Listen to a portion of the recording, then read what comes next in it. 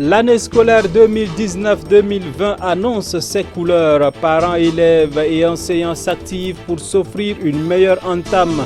Et puis le Burkina Faso se met à l'heure sur la prévention des risques biotechnologiques. Ce sont là les titres de cette édition, dames et messieurs. Bonsoir et merci d'être des nôtres sur la télévision de la famille. Sans transition aucune, eh bien c'est fini les vacances 2018-2019 et bonjour la rentrée 2019-2020. Eh bien cette rentrée donne ses couleurs à travers les artères de la ville de Ouagadougou et également dans les établissements scolaires. Quelle ambiance bien entendu à Ouagadougou, et découvrons alors cela dans cet élément signé Delphine Banissi et Samuel Ouangré.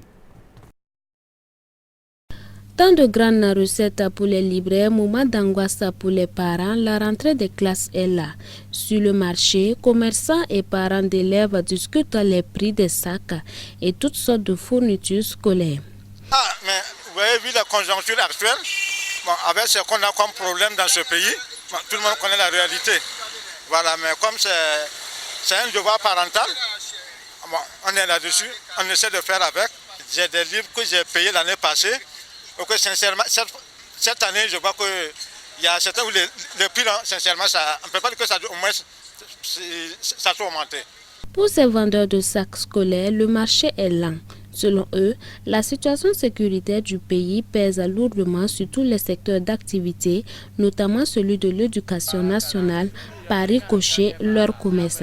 Ainsi, ces commerçants dont les gros clients venaient essentiellement des différentes régions du pays, parmi lesquelles l'Est et le Nord, lancent un cri de cœur aux autorités de la nation afin qu'une solution soit rapidement trouvée à la question du terrorisme.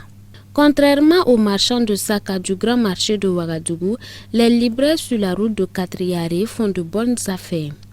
L'influence ici, pour le moment, on rend grâce à Dieu. Parce que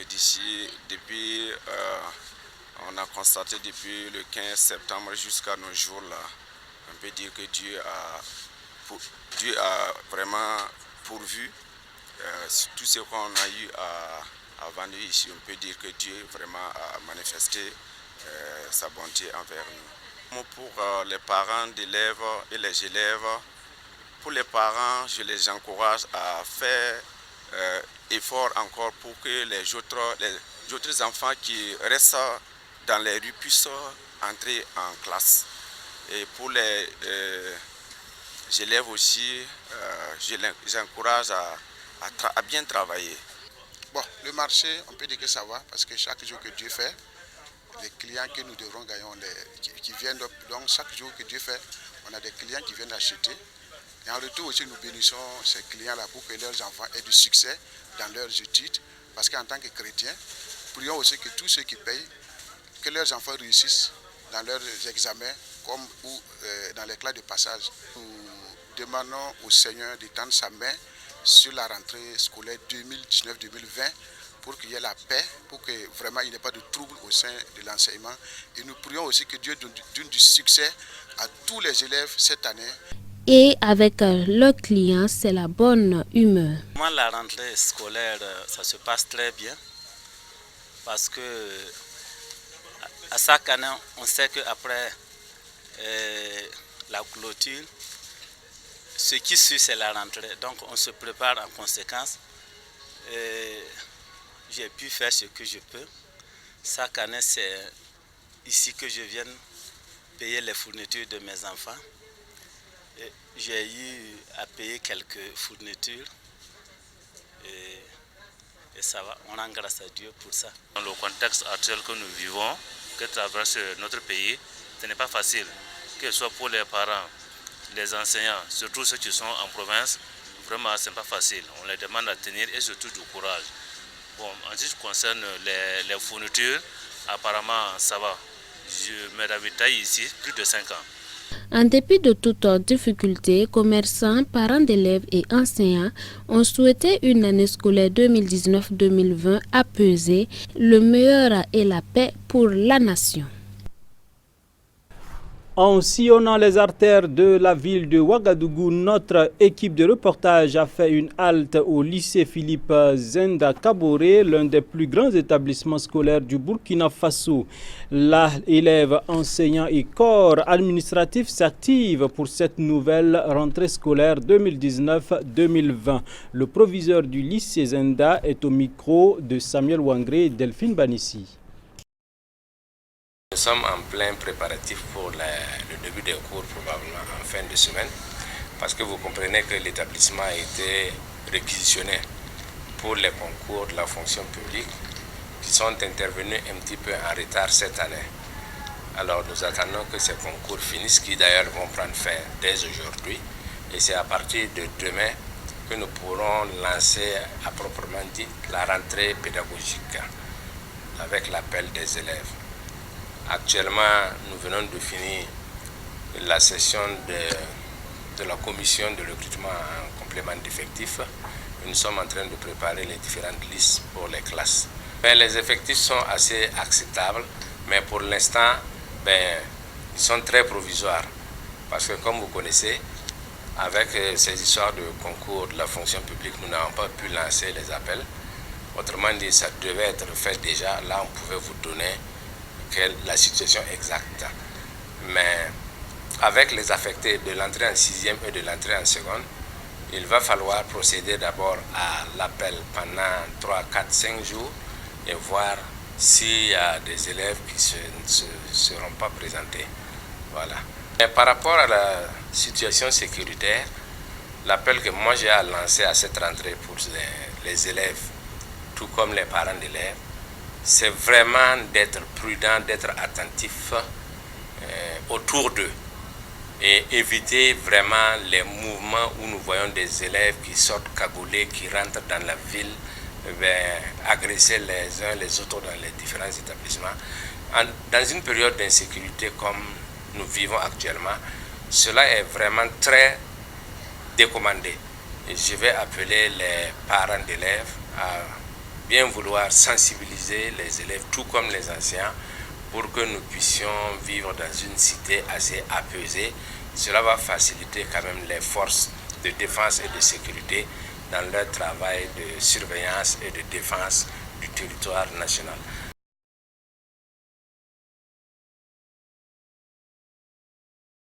La maison de la femme de Ouagadougou a abrité ce lundi 30 septembre 2019 l'atelier de validation du 4e rapport national sur la mise en œuvre du protocole de Cartagena, voilà, sur la prévention des risques biotechnologiques conduit par l'Agence nationale de biosécurité. Fabienne Sawadgo et Jonas Tondé ont signé le reportage.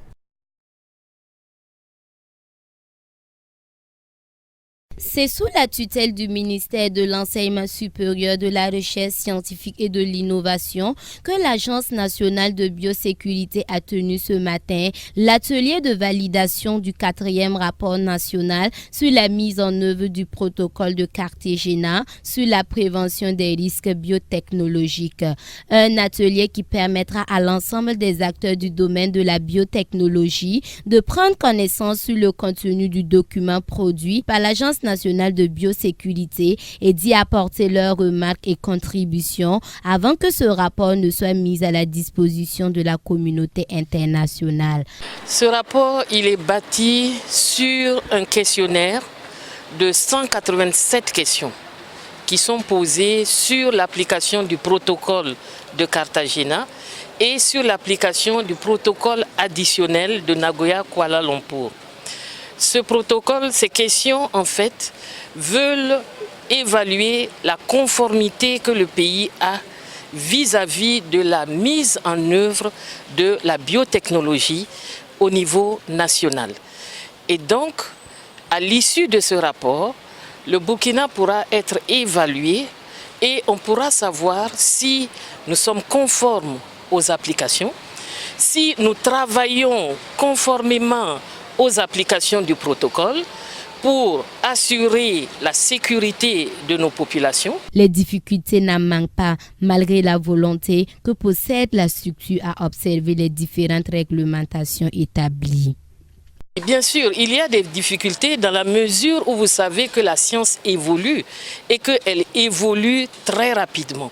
Les difficultés, c'est pour pouvoir suivre la science parce qu'il faut la comprendre pour la réglementer. Donc, nous avons besoin de plus en plus de personnes qui soient formées aux nouvelles technologies. Aujourd'hui, et dans le passé, nous parlions d'OGM. Aujourd'hui, on ne parle plus d'OGM. Il y a d'autres technologies qui sont là. Et pour les réglementer, il faut pouvoir les comprendre.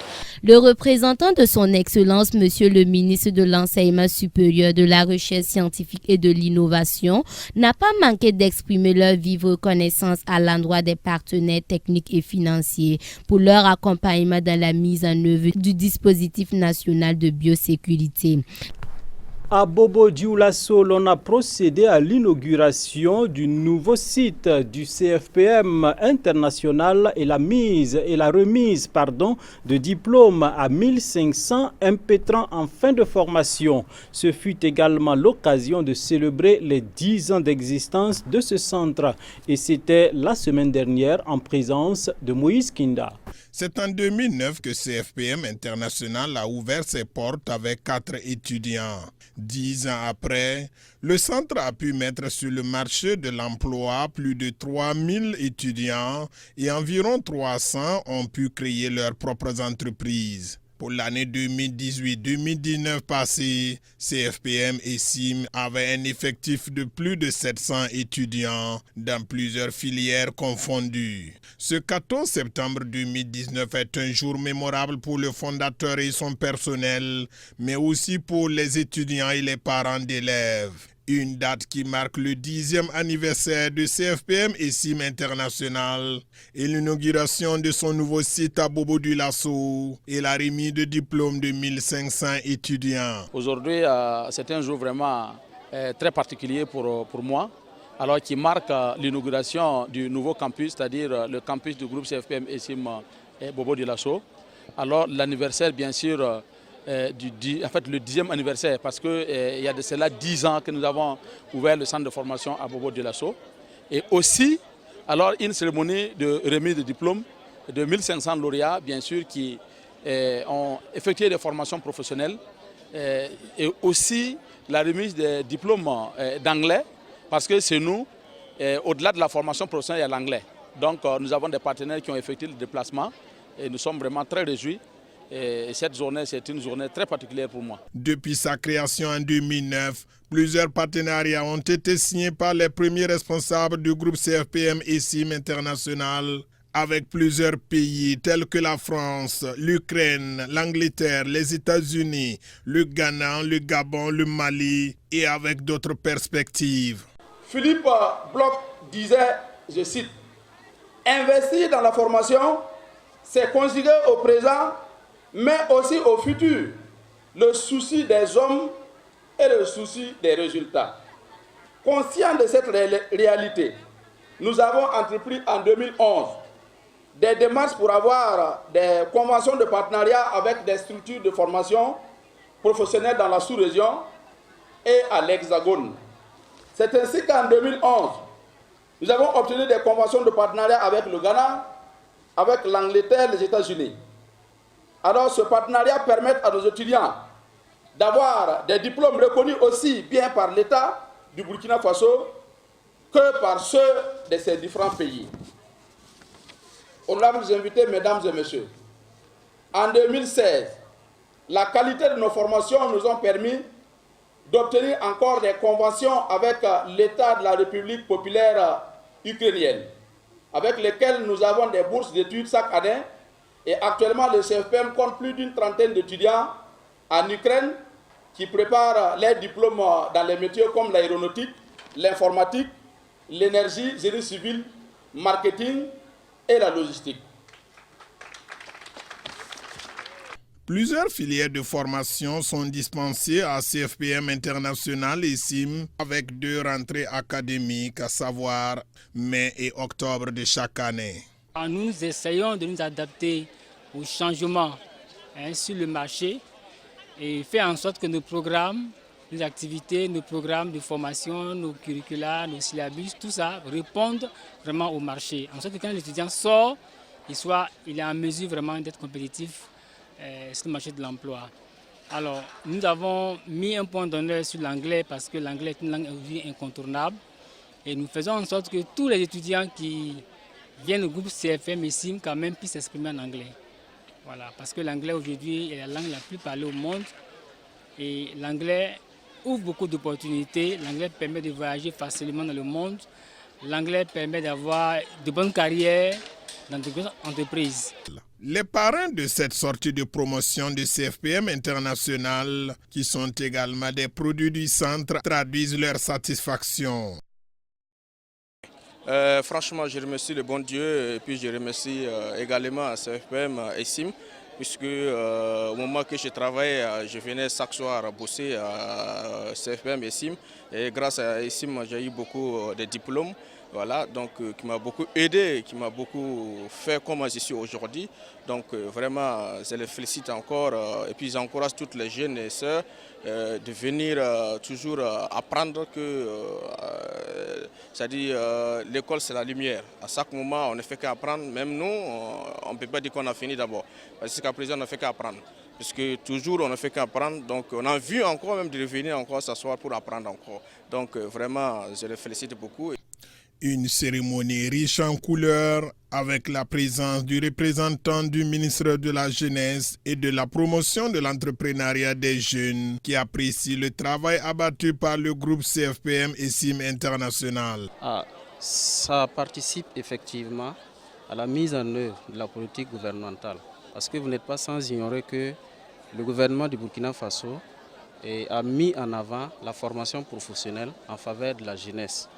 C'est à cet effet que le ministère de la Jeunesse et de la promotion de l'entrepreneuriat des jeunes a ouvert beaucoup de centres de formation.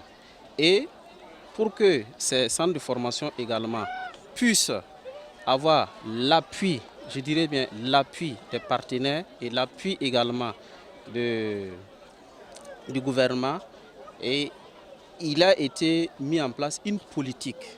Et la politique, c'est quoi? C'est d'encourager l'ouverture des centres de formation professionnelle privés. Une cérémonie qui a vu la présence effective des autorités politiques, coutumières, religieuses, des parents d'élèves et des amis et connaissances.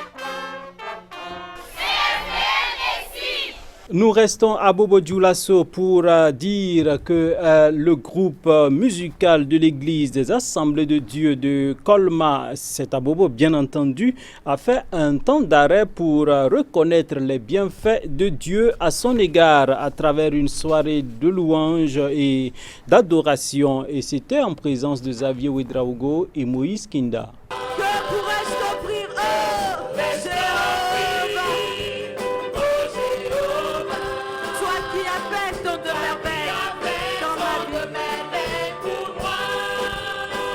C'est sous le leadership des premiers responsables de l'église des Assemblées de Dieu de Kolma que le groupe musical de la dite église a choisi de rendre grâce à Dieu pour la vie du groupe, mais aussi l'accompagnement dont il a bénéficié de la part de Dieu et de l'église. Alors, nous avons décidé de faire ce concert de louange et d'action de grâce à l'occasion de tant d'années de vie de ce groupe musical. Nous avons voulu marquer une pause et dire merci au Seigneur, dire merci à nos autorités pastorales, dire merci à tous ceux qui ont travaillé dans ce groupe depuis des années. Nous avons voulu leur dire merci. C'est pour cela que nous avons organisé ce concert de louange et d'action de grâce. La Bible dit que le Seigneur siège dans la louange. C'est pour cela que nous avons voulu installer le cadre de la louange et faire cette action de grâce.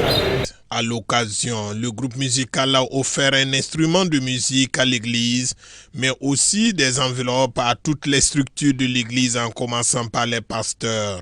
Nous voulons d'abord remercier CVK qui a accepté de venir couvrir l'événement.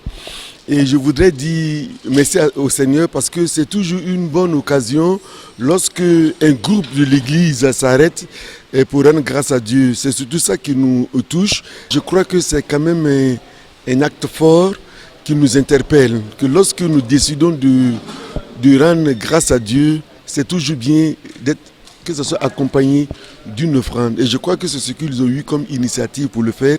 Et nous acceptons cela et nous croyons que ça va servir de leçon d'école aussi pour d'autres églises.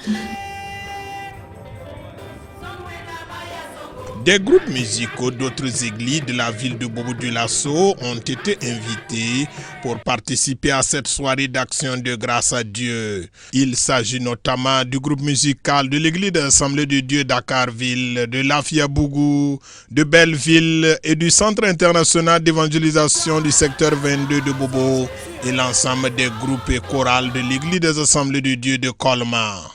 Dans plusieurs sonorités musicales, à la gloire du roi des rois, du Seigneur des seigneurs.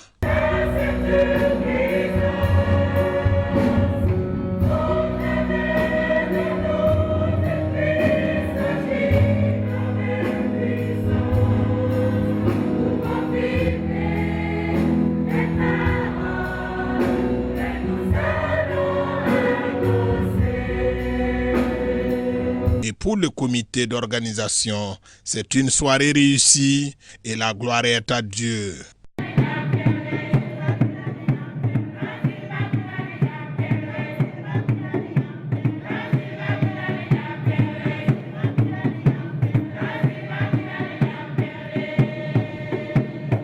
Dernier élément de ce journal, nous allons à la découverte du chauffard, cet instrument de musique à vent très présent dans les rituels israélites depuis l'Antiquité. Le livre de Josué, dans la Bible, décrit notamment son utilisation par les Hébreux contre les murailles de Jéricho lors de la conquête du pays de Canaan. Suivez.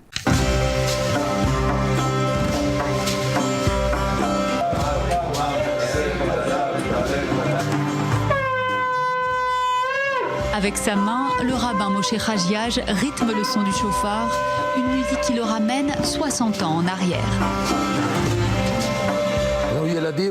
Ça me rappelle mon enfance en Libye. Nous nous levions à 3 à 4 heures du matin pour la prière des slichot et on soufflait dans le chauffard, chacun avait le sien. Après on allait se régaler avec des beignets avant d'aller à l'école.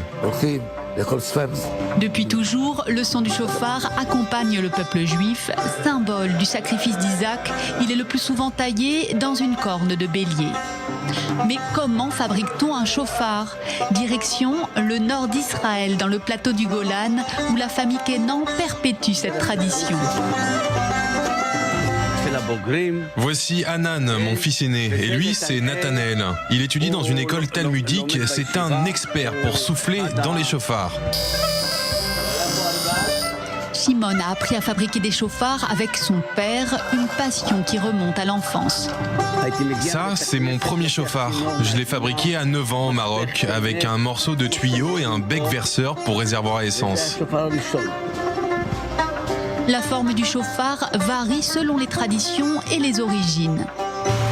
C'est un chauffard de grand koudou, une antilope qui vit en Afrique. Il est généralement utilisé par les juifs yéménites.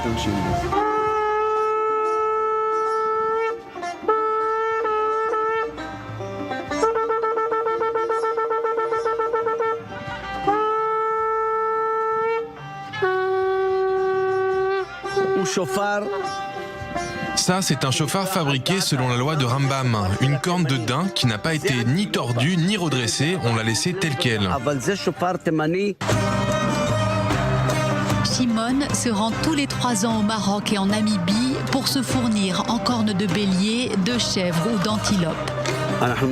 Il faut d'abord enlever l'os. On voit bien que toute la partie supérieure de la corne est creuse, mais le dernier tiers est plein. Et pour le percer, il faut d'abord redresser la corne. C'est la partie la plus délicate du travail de l'artisan. Si je fais un trou ou une fissure, ou si un ouvrier polit trop la corne et la perce par accident, elle n'est plus cachère et on ne peut rien faire avec.